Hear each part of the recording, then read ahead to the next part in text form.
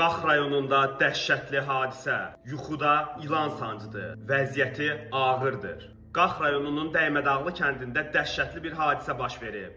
2005-ci il təvəllüdlü kənd sakini Cəbrailzadə İsrafil İsmailoğlu qoyun otararkən yuxuya gedib və bu zaman ilan onu sancıb. Yeniyetmə ilan sancısından gələn acı ilə ayılsa da, ilan belinə dolandığı üçün onu ayıra bilməyib. Məlumata görə İsrafil belində ilanla birlikdə kəndə tərəf qaçaraq çətinliklə də olsa yardım istəyib. Kənd sakinləri ilanı ondan ayırmaq üçün xeyli çətinlik çəkiblər. Dərhal xəstəxanaya çatdırılan İsrafilin vəziyyəti ağır qiymətləndirilir. O təcili olaraq Bakıya gətirilib və hazırda həyati təhlükə ilə üz-üzədir. Ailənin sosial durumu da olduqca ağırdır. Anası illər əvvəl onkoloji xəstəlikdən vəfat edib. Qardaşı hazırda hərbi xidmətdədir. İsrafilin atası isə ailəni tək başına dolandırmağa çalışır və ciddi maliyyə çətinlikləri ilə üzləşir. Bu çətin gündə ailəyə dəstək olmaq istəyənlər üçün bank kartı söyləyəcəm. Kartın nömrəsi 4169 7388 2679